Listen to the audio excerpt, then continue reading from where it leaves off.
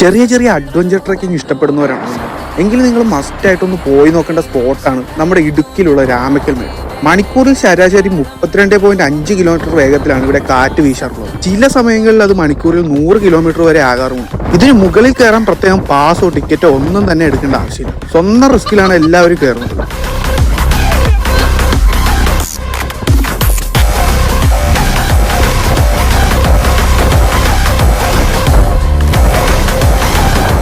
മുകളിലേക്ക് കയറും തോറും കാറ്റിന്റെ വേഗത കൂടിക്കൂടി വരും. ഏഷ്യയിലെ തന്നെ ഏറ്റവും കാറ്റ് വീശുന്ന സ്ഥലങ്ങളിലൊന്നാണ് രാമക്കൽ.